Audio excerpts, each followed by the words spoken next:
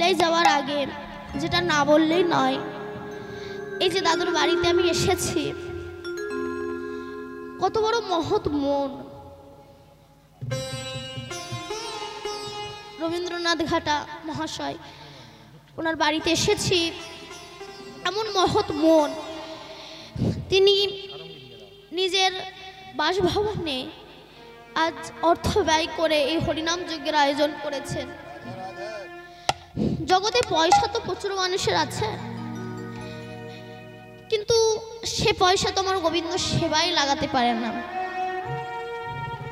তাই জগতে প্রচুর মানুষের পয়সা আছে, সবার পয়সা আমার গোবিন্দ সেবায় লাগে না।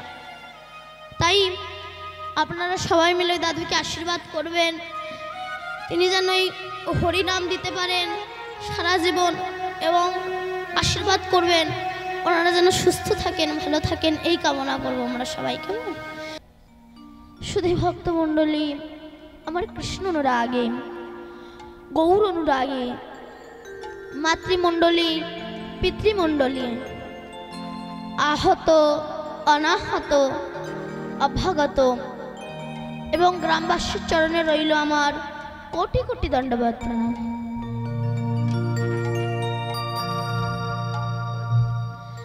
যারা আমার রাধা গোবিন্দের, আমার গৌরী নিতাইয়ের রাতুল চরণে আশ্রয় গ্রহণ করেছেন, তাহাদের সবাকার চরণে রইল আমার কোটি কোটি দণ্ডবত প্রণাম।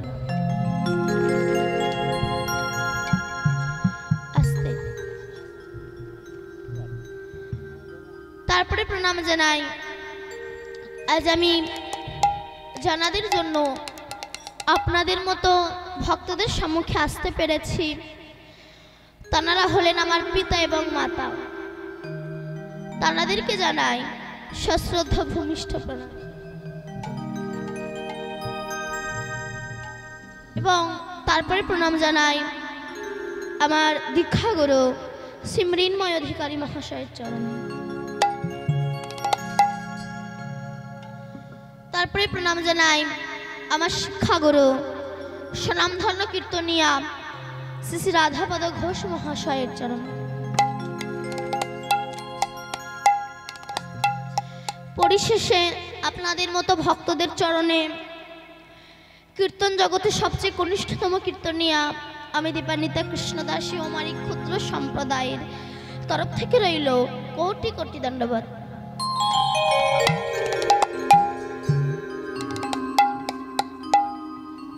তবে আমি তো সামান্য কলিহত জীব, যার মধ্যে নেই কোনো কৃষ্ণ প্রেম, যার মধ্যে নেই কোনো ভজন, ভজনহীনা, যে নিতাই বলে কাঁদতে পারে না, হা গৌর বলে একটু চোখের জল ফেলতে পারে না, গৌরের চরণ ধরে নিতে পারে না, জ্ঞানহীনা, ভক্তিহীনা, সে কেমন করে আপনাদের মতো ভক্তদের সম্মুখে বলবেন রাধে রাধে ভগবানের সেই মধুর নাম? কারণ সে হেন বোগার সমুদ্রবদ্ধ, সমুদ্রের ভিতরে লুকিয়ে রয়েছে গোবিন্দের সেই তত্ত্বরূপী রত্ন।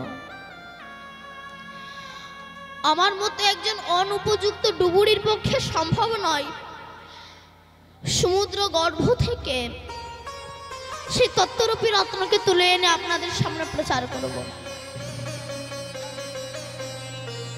তবে মা পারি, আপনাদের মতো ভক্ত পদধূলা মাথায় নিয়ে,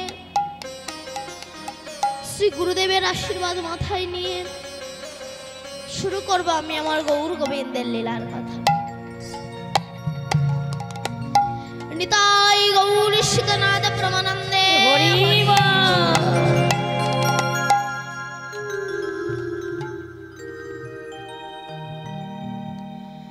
শ্রীমান মহাপ্রভু গৌরাঙ্গ সুন্দর কলিজীবের দুঃখকে দর্শন করে তিনি শ্রীধাম নবদ্বীপে এসেছেন। কেন? নাম নিয়ে এসেছেন। কিসের কারণে? বলছে চেত দর্পণ মার্জনম ভব মহাদাবাগ্নি নির্বাপনম সেও কৈরাব চন্দ্রিকা বিতরণ বিদ্যা বধু জীবনাং আনন্দ বুদ্ধি বর্ধনম प्रतिपद पूर्णामृत आस्वादन सर्व आत्मा स्वायनं विजयते श्री कृष्ण चैतन्य हरिनाम संकीर्तन। बड़ साधनार धन बड़ भजनार धन आमार श्री सचिनंदन एसेछेन कलिहत जीवके हरिनामेर प्रतिध्वनि दिए उद्धार करार प्रत्याशाय।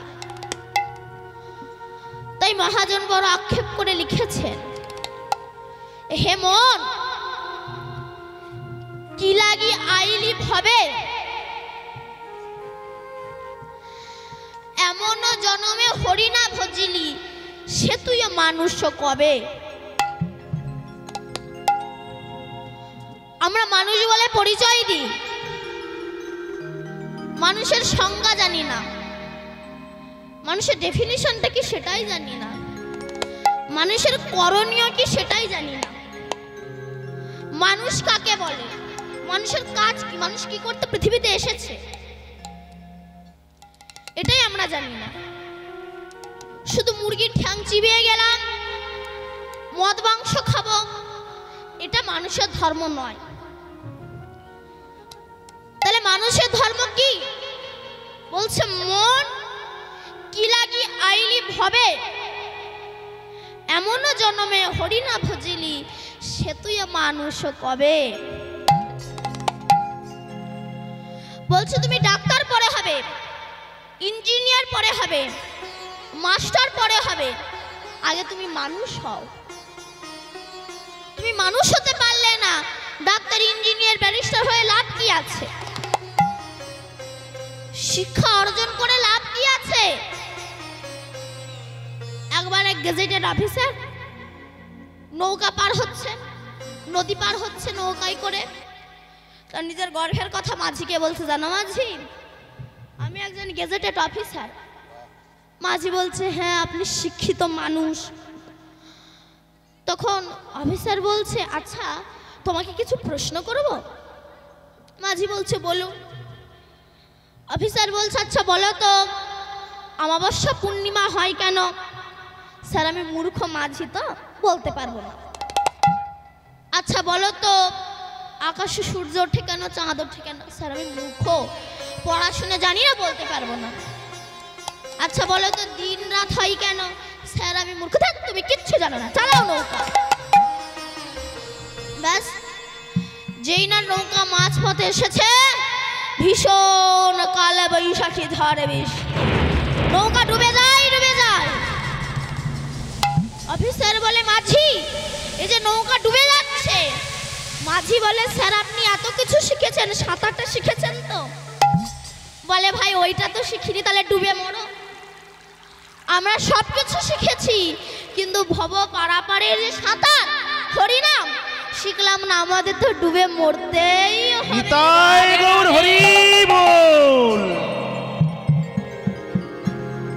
তাই বলছে তুমি ডাক্তার ইঞ্জিনিয়ার ব্যারিস্টার বৈষ্ণব পরে হবে, আগে মানুষ হও। মানুষ না হতে পারলে ডাক্তার ইঞ্জিনিয়ার ব্যারিস্টার মাস্টার হয়ে কোনো লাভ হবে না। কেন? যারা প্রকৃত মানুষ তারা হরিভজন করবে। দেখবেন আমরা যখন রাত্রেবেলা কোনো বাঁশ বাগান দিয়ে যাই, সে সময় ভূতের ভয় লাগে না? লাগে তো। ভূতের ভয়ে আমরা কার নাম করি? আস্তে বলুন, হরিনাম। কার নাম করি? যেটা সচরাচর সবাই করে, রাম, শুধু রাম, জয় শ্রীরাম, রাম রাম রাম রাম রাম রাম রাম রাম রাম। কেন? রাম নাম করলে ভূত চলে যায়, পালিয়ে যায়। কেন? ভূতে রাম নাম শোনে না, তাই তো? ঠিক তেমনি যারা ভূত প্রকৃতির মানুষ, এরা হরিনাম শুনতে চায় না। হরি বল, হরি বল। তো ভগবানকে কিভাবে দর্শন করবেন আপনি? পাশাপাশি দুটো পুকুর আছে, কোন পুকুরে পূর্ণিমার আকাশে চাঁদ দেখা যাচ্ছে, কোন পূর্ণিমার আকাশে চাঁদ দেখা যাচ্ছে না। তা পূর্ণিমার আকাশে চাঁদ পুকুরের জলে দেখা যায় বটে, তবে পুকুরটা স্বচ্ছ, নির্মল এবং পরিষ্কার হতে হবে। ওই পুকুরে যদি কচুরিপানা পরিপূর্ণ থাকে তাহলে আকাশের পূর্ণিমার চাঁদ কি দেখা যাবে? দেখা যাবে না। ঠিক তেমনি অহংকার পরিপূর্ণ হৃদয়ে কখনো ভগবান দর্শন হয় না। হরি বল হরি বল। এই জায়গাটা পরিষ্কার না হওয়া পর্যন্ত এখানে কখনো ভগবান দর্শন হবে না। তিনি এই হৃদয়ে আছে, তবু আমরা তাকে বাইরে খুঁজে বেড়াই। কেমন? এক শেঠজি 2 লক্ষ টাকা নিয়ে হাওড়া স্টেশন থেকে ট্রেনে উঠেছে। এখন এক চোর বুঝতে পেরেছে যে শেঠজির কাছে টাকা আছে। মনে মনে ভাবছে আমি এই শেঠজির পাশে বসবো, আর শেঠজি যখন বাথরুমে যাবে আমি সেই সময় শেঠজির টাকাগুলো চুরি করে নেব। পাশে বসেছে। শেঠজি যখন বাথরুমে যায়, চোরটা শেঠজির ব্যাগ তন্ন তন্ন করে খুঁজেও 1 টাকাও পায়নি। এইবার যখন নেমে যাবে তখন চোর শেঠজির কাছে গিয়ে বলছে, বাবু আমি বুঝতে পেরেছি আপনার কাছে টাকা আছে, আর আপনিও বুঝতে পেরেছেন আমি একজন চোর। তা আপনি একটু বলতে পারবেন এই 3 দিন আপনি টাকাটা রেখেছিলেন কোথায়? আমি আপনার ব্যাগ তন্ন তন্ন করে খুঁজে তো 1 টাকাও পাইনি। তখন শেঠজি বলছে, শোনো বাবা, আমার বাথরুমে যাওয়ার আগে তুমি যখন গিয়েছিলে সে সময় আমার টাকাটা আমি তোমার ব্যাগে রেখে দিয়েছিলাম। আমি জানতাম তুমি আমার ব্যাগ খুঁজবে, তোমার ব্যাগ খুঁজবে না, আর টাকাও পাবে না। তেমনি গয়া, কাশী, মথুরা, বৃন্দাবন সব জায়গায় ভগবানকে খুঁজে বেড়াচ্ছি, কোথাও পাই না। এই হৃদয় মন্দিরে যেই তিনি আছে, এই জায়গাটাই তো আমরা দেখি না।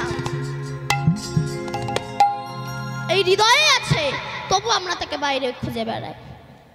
তাই জগতে যে যেমন চরিত্রের মানুষ, মানুষকে ঠিক তেমনই মূল্য দেবে। কেমন? এক বাবাজি হরিনাম করে বলে লোকে তাকে দেখে ক্রিটিসাইজ করে, ইয়ং ছেলের উপহাস করে। এই বয়সে তিলক মালা নিয়েছো, হরে কৃষ্ণ সাধু বাবা। তো বাবাজির মনে খুব কষ্ট হলো। একদিন এক সিদ্ধ পুরুষের সঙ্গে দেখা হয়েছে। বলছে, বাবা আমি আমার এই প্রাণ আর রাখবো না। কেন? আমি হরিনাম করি বলে লোকে আমাকে দেখে উপহাস করে, আমি এ জীবন রাখবো না। তো সিদ্ধ পুরুষ বলছে, বাবা তুমি পরে মরো, তোমাকে আমি একটা আংটি দিচ্ছি, সোনার আংটি, তার উপর একটা হিরে বসানো আছে, 25-30 গ্রাম মতো হিরে। ওটা তুমি নিয়ে গিয়ে বাজারে বিক্রি করেছো। বিক্রি করবে না, শুধু জিজ্ঞাসা করো কে একে কত দাম দেয়, ব্যাস। সেই বাবাজি ওই সোনার আংটিটা, মাথায় একটা হিরে বসানো আছে, আংটিটা নিয়ে প্রথমে গিয়েছে মাতালের কাছে। ভাই ভাই এটা কিনবে? মাতাল দেখে বলে, দূরে তো সে কেউ নেয় বলে ছুঁড়ে ফেলে দিয়েছে। এবার গিয়েছে কর্মকারের কাছে।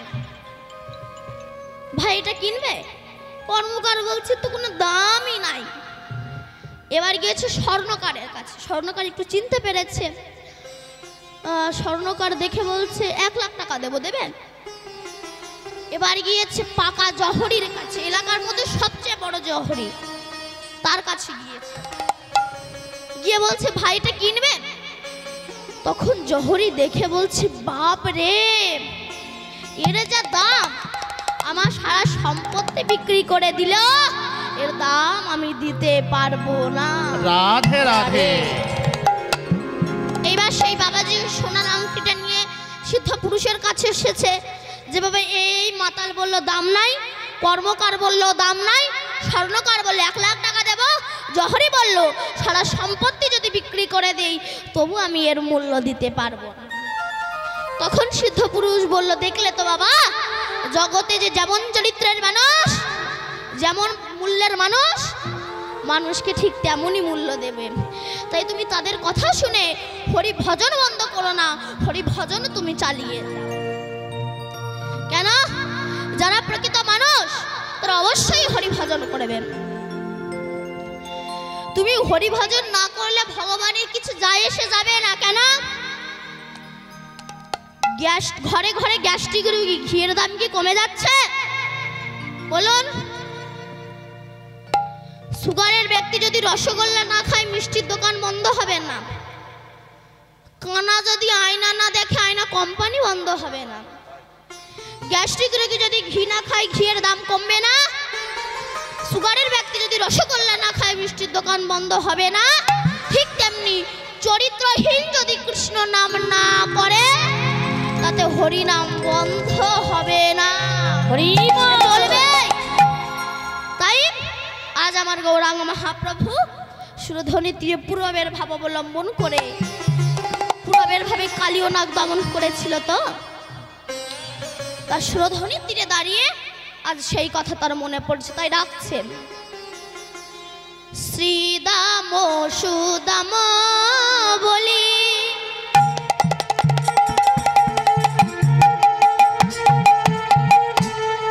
ডাকিতে লাগিল। আরি শ্রীদাম সুদাম বলি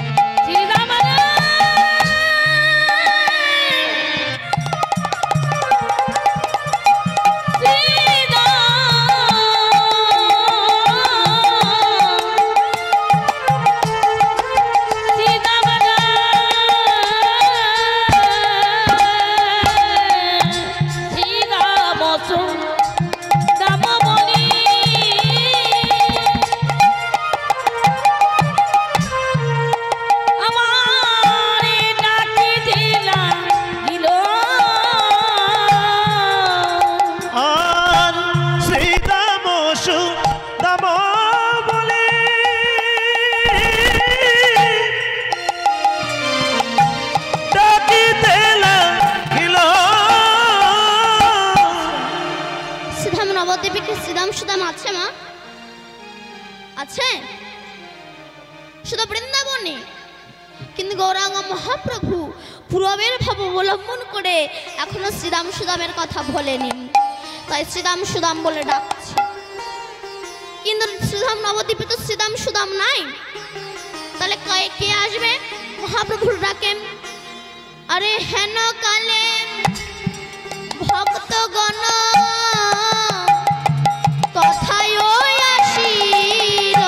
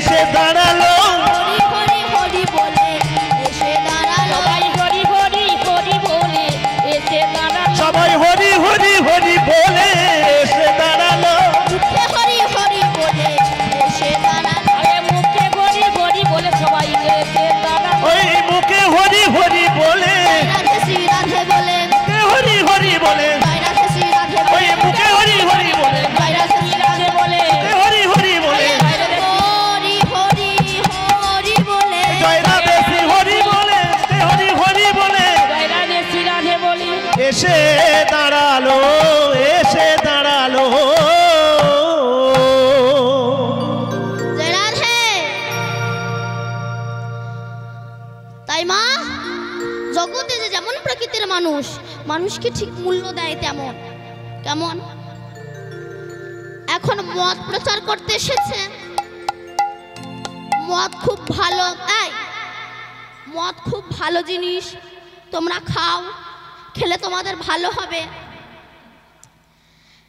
একদিকে মাতাল সমাজ বসেছে আর একদিকে শিক্ষিত সমাজ বসেছে।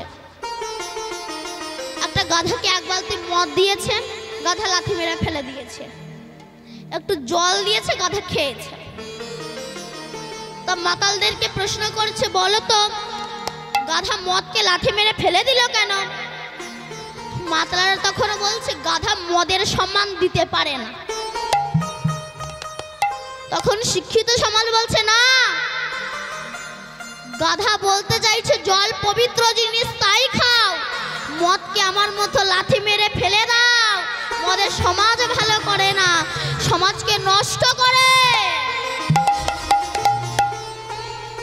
মাতালেরা মাতালের মতো কথা বলল, কিন্তু শিক্ষিত সমাজ শিক্ষিতর মতো কথা বলল। আজ কাজী নজরুল ইসলাম একটা মুসলমানের ছেলে হয়ে সে কত সুন্দর করে লিখেছে, হে গোবিন্দ রাখো চরণে, শিখি সে কেমনে হরি বল, খেলিছে বিশ্বলয়ে। একে দেখলে কেউ বলবে হিন্দু বিরোধিতা, কেন? এনাদের মধ্যে প্রকৃত জ্ঞান ছিল, তাই এদের মধ্যে অত জাতপাতের বিচার ছিল না। রবীন্দ্রনাথ ঠাকুর ইনি কতদূর পড়াশোনা করেছিল বলুন? ক্লাস 8। সে যদি ক্লাস 8 পর্যন্ত পাশ করে, সে যদি বিশ্বকবি হতে পারে, তুমি ডবল এমএ পাশ করে ভারতবর্ষের কবি হতে পারছো না কেন? উত্তর দাও। অল্পেতেই জ্ঞান হয় না, এনার মধ্যে সেই জ্ঞান জাগ্রত হয়েছিল। তাই ভগবান ইহজগতে কাউকে বাদ দেয়নি, ধনী গরিব সবাইকে সমান চোখে দেখেছে। কেমন? রামায়ণে একটা কাক প্রভু রামচন্দ্রের কাছে গিয়েছিল, হে প্রভু রাম, তুমি আমাকে এমন একটা কুলে জন্ম দিয়েছো, আমি দেখতে কালো, এমন একটা কুলে জন্ম দিয়েছো, আমি যদি কারোর ঘরের চালে বসে ডাকি, মানে একটু গান সাধনা করি, সবাই আমাকে ঢিল ছুঁড়ে মারে, আমাকে দেখলে নাকি অমঙ্গল হয় মানুষের। তোমার ডিজাইনটা একটু চেঞ্জ করে দাও, নতুন করে দাও। তখন রামচন্দ্র বলছে, কাক তুমি কার জীবন চাও? কাক বলছে, আপনি এক কাজ করুন, আমাকে হাঁসের জীবন করে দিন, কি সুন্দর দেখতে, সাদা, হাঁসের জীবন করে দিন। রামচন্দ্র বলল, আচ্ছা কাক তুমি হাঁসকে ডেকে নিয়ে এসো তো, দেখি হাঁস কত সুখে আছে। ব্যাস, কাক হাঁসকে ডেকে নিয়ে এসেছে। হাঁস ভাই একটু যাবে, প্রভু রামচন্দ্র তোমায় ডেকেছে। এবার যে হাঁসকে ডেকে নিয়ে এসেছে, তখন রামচন্দ্র বলছে, হাঁস তুমি কি সুখে আছো? হাঁস বলল, প্রভু আমার মতো দুঃখ বুঝি জগতে কারোর নেই। কেন? আমি জলে থাকি, ডুব মেরে শামুক তুলে খাই, তুমি আমাকে দেখতে সুন্দর করেছো বটে, আমার ডিজাইনটা তুমি সুন্দর করেছো বটে, তবে যে আমাকে পোষে, আমি যে ডিম পারি, ওই ডিমের ভিতরে আমার সন্তানরা থাকে, কিন্তু যে আমাকে পোষে তাই ওই ডিমগুলো রান্না করে খেয়ে নেয়, আমার মা ডাক শুনতে চায় না। তাই আমি বলবো এর থেকে কাক অনেক সুখে আছে। তারপর আমি যখন আর ডিম দিতে পারবো না, সেই সময় আমাকে কেটে রান্না করে খাবে, তাই বলবো প্রভু আমার থেকে কাক অনেক সুখে আছে, কারণ ওর মাংস কেউ খায় না। রামচন্দ্র বলল, কাক তাহলে তুমি হাঁসের জীবন চাও? বলল, না প্রভু হাঁসের জীবন চাই না। তাহলে কার জীবন চাও? প্রভু আপনি এক কাজ করুন, আমাকে টিয়া পাখির জীবন করে দিন, কি সুন্দর টিটি করে ডাকবে, টিয়া পাখির জীবন করে দিন। রামচন্দ্র বলল, ঠিক আছে তুমি টিয়াকে ডেকে আনো। ডেকে এনেছে। রামচন্দ্র বলছে, টিয়া তুমি কি সুখে আছো? টিয়া বলল, না প্রভু, আমি সুখে নেই। কেন? আমি যখন গাছের ডালে বিশ্রাম নেই, সে সময় সাপ আমাকে এসে গ্রহণ করে। সাপে না খেলে ব্যাধি আমাকে ধরে নিয়ে যায়, কারোর কাছে বিক্রি করে দিলে সারাটা জীবন আমাকে খাঁচায় বন্দি করে রেখে দেয়, দিনান্তে দুটো ভাত ছড়িয়ে দেয়, সারাটা জীবন আমার স্বাধীনতাকে হরণ করে নিয়ে আমাকে একটু তোমার কাছে আসতে দেয় না, আমাকে একটু হরি ভজন করতে দেয় না, তাই আমি সুখে নেই। রামচন্দ্র বলল, কাক, তাহলে তুমি টিয়ার জীবন চাও? নিতাই গৌর সীতানাথ প্রেমানন্দে হরি হরিবোল। আসতে। তো রামচন্দ্র বলছে, কাক, তুমি কি টিয়া হতে চাও? বলল, না প্রভু, আমি হব না। তাহলে তুমি কি হতে চাও? বলে, প্রভু আপনি এক কাজ করুন, আমাকে ময়ূর করে দিন। তখন রামচন্দ্র বলল, যাও ময়ূরকে ধরে নিয়ে আসো, দেখি ময়ূর কত সুখে আছে। ময়ূরকে ডেকে এনেছে। রামচন্দ্র বলছে, ময়ূর তুমি কি সুখে আছো? ময়ূর বলল, না প্রভু, আমি সুখে নেই। কেন? আপনি আমাকে দেখতে সুন্দর করেছেন বটে, সুন্দর রূপ দিয়েছেন বটে, আমার পাখনাগুলো দেখতে সুন্দর, কিন্তু প্রভু জানেন, মানুষ যখন আমাকে ধরে ওই কাঁচা কাঁচা পাখনাগুলো যখন ধরে তুলে নেয়, রক্ত ঝরঝর করে পড়ে। তাই প্রভু, আগামী জন্মে ময়ূর করে নয়, কাক কুলে তুমি জন্ম দিও, তবে যেন ময়ূর করে আমাকে তুমি জন্ম দিও না। তখন রামচন্দ্র বলল, কাক, তাহলে তোমরা কি হতে চাও? তখন চারজনাই বলল, কিছু হতে চাই না, প্রভু আশীর্বাদ করো, আগামী জন্মে যেন কৃষ্ণ ভক্ত হয়ে জন্মগ্রহণ করতে পারি, সারাটা জীবন যেন তোমার নাম করে জীবন অতিবাহিত করতে পারি, এছাড়া আমি অন্য আর কিছু চাই না। নিতাই গৌর হরি হরিবোল। তাই আজ গৌরাঙ্গ মহাপ্রভু সুরধিনীর তীরে দাঁড়িয়ে আজ কালীয় দমনের কথা তার মনে পড়ে গেল, কালীয় নাগ উদ্ধারের কথা। সুরধ্বনিকে দেখে মনে হচ্ছে যমুনা, তাই বলছে, কালী দহ ভাবি সুর,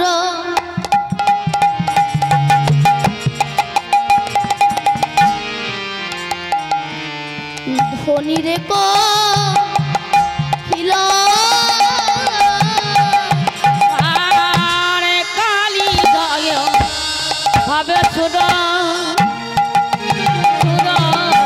ধনী রে কহিল, কালী দহ ভাবি সুর, ধ্বনি রে কহিল, আরে সহচর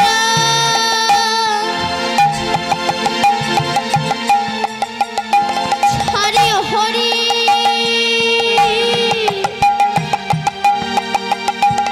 জলে ঝাঁপ দি, আরে সাগো সাগো জলে গড়ি, আমারে জলে ঝাঁপ দিল, আর সহচর ভাবে ভরি, জলে ঝাঁপ দিল, দমন করিব, আমার গরিব, আজি দমন করিব, দমন করিব, আরে দমন করিব, দমন করিব, আই আই আই কালিয়া দমন করিব, আয় আয় আয় আয় কালী গো দমন করিব, আয় আয় আয় আয় কালিও দমন করিব, আই কালিয়া আই তোকে দমন করিব, আয় আয় কালী আয় তোকে দমন করিব, আয় কালিও আয় রে তোকেই দমন করিব, কাউকে বাকি রাখব না দমন করিব, আর তোমাকে রাজীবন দমন করিব, কাউকে বাকি রাখবো না দমন করিব, কাউকে বাকি রাখব না দমন করিব, কাউকে বাকি রাজীবন দমন করিব, আমি কাউকে বাকি রাখবো না দমন করিব, সবাইকে উদ্ধার করব দমন করিব, কাউকে বাকি রাখবো না হরি হরি হরি বলে কাউকে বাকি রাখবো না হরি হরি হরি বলে কাউকে বাকি রাখবো না হরি হরি হরি বলে তাই হরি হরি হরি হরি বলে দমন করিব দমন করিব তাই মাগো উত্থান পাদের ছেলে ধ্রুব মহারাজ নিজের বাপের কথাও শোনেন। কেন?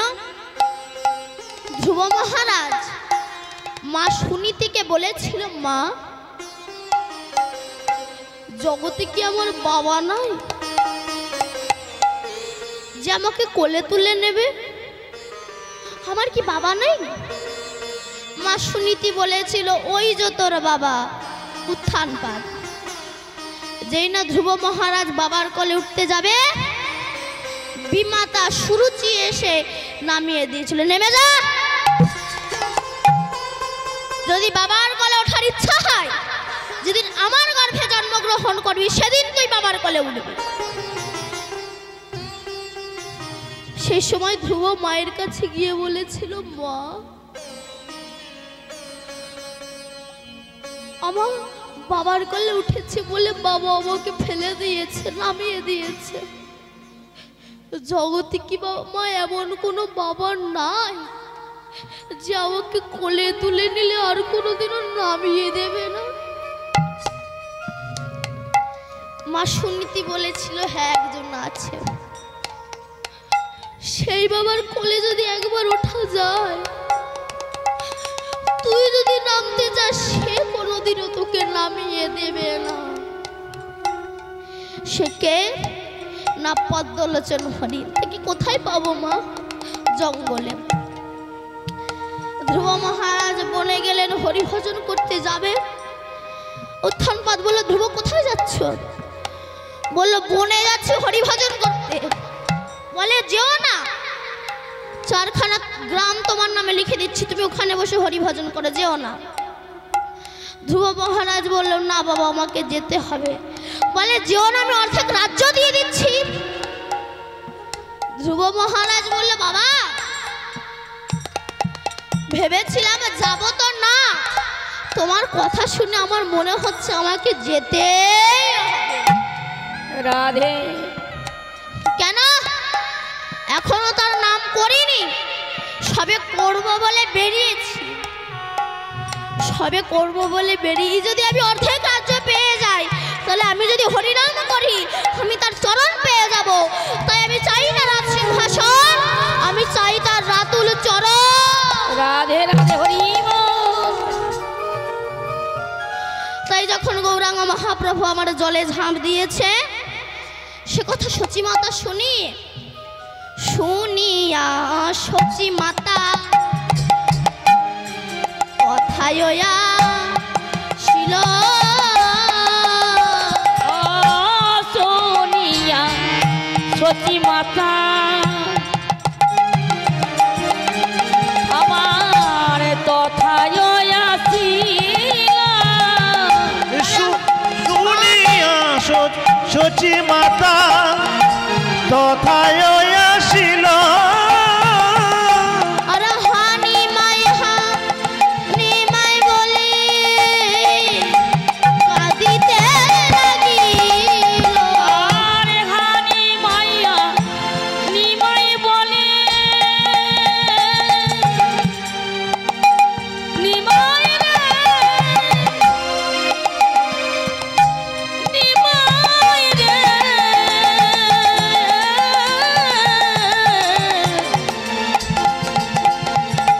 নিমাই রে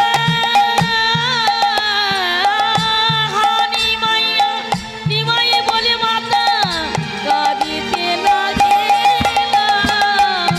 হানি মাই নিমাই বলে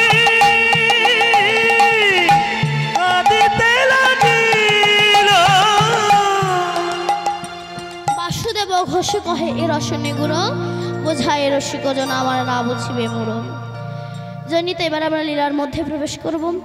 ও আমার বাসুদেব ঘোষে আহে, এইবার লীলা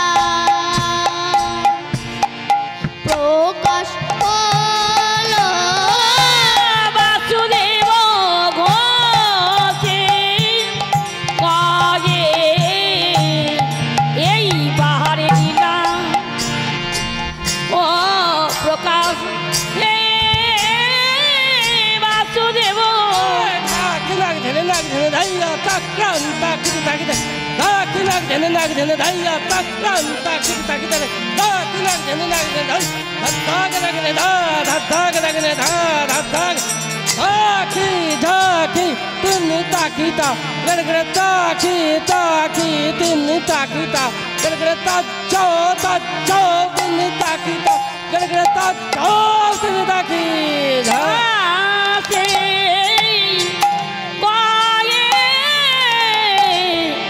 এই বাহারে লীলা ও প্রকাশ হে বাসুদেব ধান্দা দাধিন্দ্র ধান্দা দাধিন্দ্র দাধিন্দ্র तक तक तक तक खटा तक न तक तक धी धी धी धी तट तट तट तट थो थो थो थो तट तट तट तट धैन धैन धै दाधिंद्र जाओ दाधिंद्र जाओ दा ए दाओ ते दा दा ते ओ तट तट तट दा दा ते ओ तट तट तट दा दा ते कप तट तट खर तक लगने जा अब कप तट तट खर तक लगने जा अब कप तट तट खर तक लगने दादा धरे केटा दा धरे दा केटा गुरु धरे केटा दा धरे दा केटा दे जना केटा काम दा केटा दा जन तने तने तने तने दा केटा काम दा केटा दा काम दा केटा काम दा केटा रे दा धरे केटा दा धरे दा केटा गुरु धरे केटा दा धरे दा केटा दे जना केटा दे काम दा केटा दा जना केटा तने तने तने तने दा केटा काम दा केटा काम दा केटा काम दा केटा সে কায়ে এইবারে লীলা প্রকাশে বাসুদেব ঘোষে কহে এইবার লীলা প্রকাশ হলো বাসুদেব ঘোষে কহে এইবার লীলা প্রকাশ হলো দেব ঘোষে কহে এইবার কৃষ্ণ সবাই একটু হরিধ্বনি দেন। উনি একটু প্রভুর কাছে গোবিন্দের কাছে একটু ভোজ্য নিবেদন করছেন। সবাই একটু সবাই মিলে আমরা ওনার নামে আসি। জয় জয় সীতাই গৌর সীতানাথে প্রেম প্রেমানন্দ নিতাই গৌর হরিম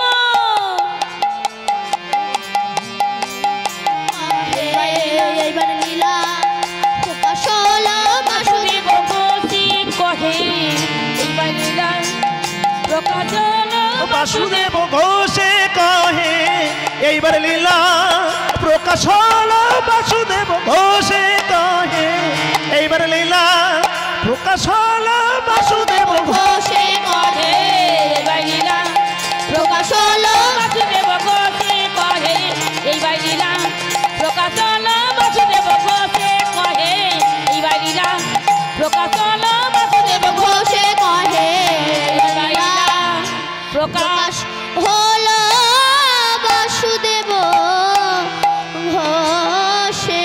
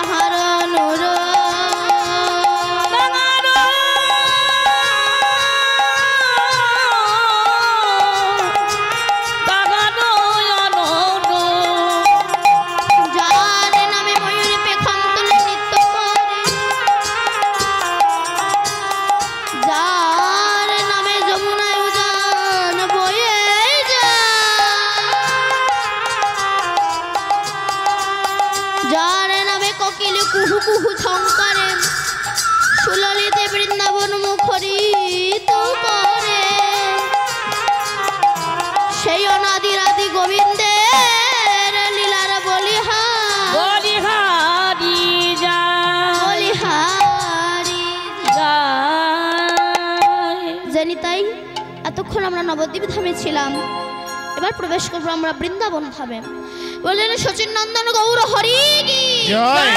নবদ্বীপ ধামে কি জয়। সচি মাতা কি জয়। ভক্তবৃন্দ কি জয়। বাড়ির গৃহকর্তা কি জয়। জয় নিতাই গৌর হরি বল। হরি বল। তো আমরা ছোট্ট করে একটা ভজন আস্বাদন করে আমরা বৃন্দাবনে প্রবেশ করব, কেমন? ওরে রাখালে রাজা বলে দে না কোথায় বৃন্দাবন,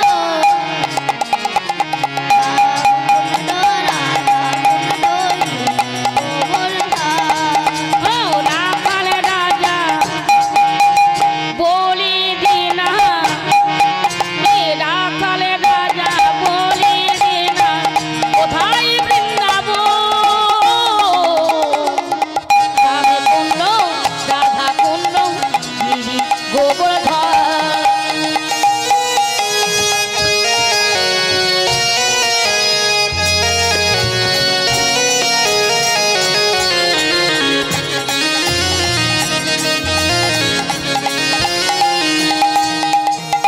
ভগবতী শ্রী যমুনা উজানে বয়ে যায়, শিখাটার বংশীগণ আছে সে মরা। ভগবতী শ্রী যমুনা উজানে বয়ে যায়, এসি গালারি বংশী বন আছে শ্যামনা। বলো রাধে রাধে রাধে রাধে রাধে রাধে রাধে রাধে রাধে রাধে রাধে রাধে। এ রাধে রাধে রাধে রাধে রাধে রাধে রাধে রাধে রাধে রাধে রাধে রাধে রাধে রাধে। রাধে রাধে রাধে রাধে রাধে রাধে রাধে রাধে রাধে রাধে রাধে রাধে রাধে। বৃন্দাবনে যেতে হলে কি বলতে হয়? রাধে রাধে। বলো রাধে রাধে। রাধে রাধে রাধা রানী কি জয়। জয় রাধে। বলো রাধে রাধে রাধে রাধে রাধে রাধে রাধে রাধে রাধে রাধে রাধে রাধে রাধে রাধে। রাধে রাধে রাধে রাধে রাধে রাধে রাধে রাধে রাধে রাধে রাধে রাধে রাধে রাধে। রাধে রাধে রাধে রাধে রাধে রাধে রাধে রাধে রাধে রাধে রাধে। এ রাধে রাধে রাধে জয় গৌর সীতারাম রাধে রাধে রাধে হরি। রাধে রাধে রাধে। বলুন রাধা রানী কি জয়। বাকে বিহারী লাল কি জয়। বৃন্দাবন ধাম কি জয়। জয় নিতাই গৌর হরি হরি বল। জয় নিতাই। পৌঁছে গেলাম মধুময় শ্রীধাম বৃন্দাবনে। জয় রাধে।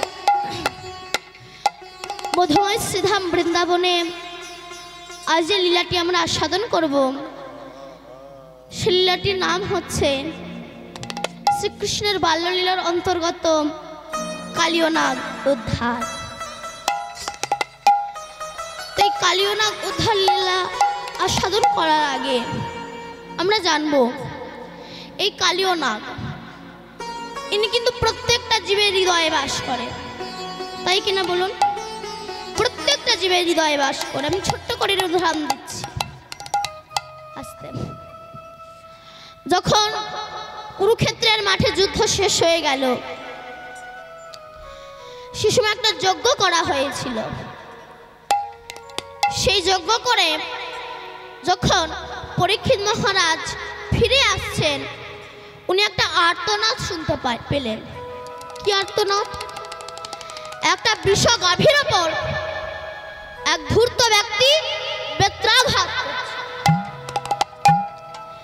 পরীক্ষিত মহারাজ বলল, আমার রাজ্যে তেমন হয় না, দুর্বলের ওপর সবলের অত্যাচার। পরীক্ষিত মহারাজ গিয়ে বলছে, তুমি কে? আসতে কি তোমার পরিচয়? বলে, আমি কলি মহারাজ। তোমার কাজ দুর্বলের ওপর সবলের অত্যাচার। পরীক্ষিত মহারাজ বলে আমি এক্ষুনি তোমাকে হত্যা করব। এই বলে যেই বাণ নিক্ষেপ করতে যাবে, কলি বলল, মহারাজ পরীক্ষিত, যদি আপনার সঙ্গে আমার না বনে তাহলে আপনি এক কাজ করুন, আমাকে পৃথক করে দিন, না মেরে আমাকে পৃথক করে দিন। তখন পরীক্ষিত বলল, ঠিক আছে, তুমি 5টি জায়গায় থাকবে। কোন কোন জায়গায় তুমি থাকবে? সুরাপান ব্যক্তির কাছে তুমি থাকবে, যারা সুরাপান করে এদের কাছে তুমি থাকবে। আর কোথায় থাকবে? না, জুয়া খেলা ব্যক্তির কাছে তুমি থাকবে। তারপর যারা প্রতিদিন পতিতালয়ে যায় সেই ব্যক্তির কাছে তুমি থাকবে। আর কোথায় থাকবে? না, যারা পরের ভালো সহ্য করতে পারে না এদের কাছে তুমি থাকবে। আর কোথায়? না, স্বর্ণের মধ্যে তুমি বাস করবে। এখানে প্রশ্ন, স্বর্ণের মধ্যে যদি কলি বাস করবে, ওইদিকে একটু সরে নিয়ে যায়, স্বর্ণের মধ্যে যদি কলি বাস করবে, আমার রাধা গোবিন্দকে কেন এত সোনা দিয়ে সাজানো হয়? বৈষ্ণবেরা কেন এত সোনা পরে? সব সোনার ভিতরে কলি বাস করবে না। কোন সোনার মধ্যে কলি বাস করবে? না, চুরি করা স্বর্ণের মধ্যে কলি বাস করবে। ব্যাস। এইবার যখন পরীক্ষিত মহারাজ মৃগয়া শিকার করতে গেলেন, তিনি একটা মুকুট মাথায় পড়েছিলেন। মুকুটটা কার মা? কার? জরাসন্ধের। ভীম যুদ্ধ করে এনে রেখে দিয়েছিল। কোষাগার থেকে বার করে যখন ওই মুকুটটা মাথায় পড়লো, কলি বলল, পরীক্ষিত, তুমি তো আমাকে 5টি জায়গায় থাকতে দিয়েছ, আগে আমি তোমাকেই ধ্বংস করব। এই বলে মুকুটের ভিতরে প্রবেশ করেছেন, আর মস্তিষ্ক কাজ করছে না। ভীষণ জল পিপাসা পেলেন। বনে ঘুরতে ঘুরতে একটা কুঠির দেখতে পেয়ে তার ভিতরে প্রবেশ করে দেখছে শমিক ঋষি ধ্যান করছে। পরীক্ষিত মহারাজ বারবার জল চাইলেন, কিন্তু শমিক ঋষি তো ধ্যানস্থ অবস্থায়, তাই জল দিতে পারলেন না। যখনই জল দিতে পারলেন না, সেই সময় পরীক্ষিত মহারাজ রাগান্বিত হয়ে মাটিতে দেখলেন একটা মৃত অর্থাৎ মরা সর্প পড়ে আছে। পরীক্ষিত মহারাজ ওই সময় ওই সর্পটাকে তীরের আগা দিয়ে তুলে শমিক ঋষির গলায় জড়িয়ে দিয়েছিল। ব্যাস,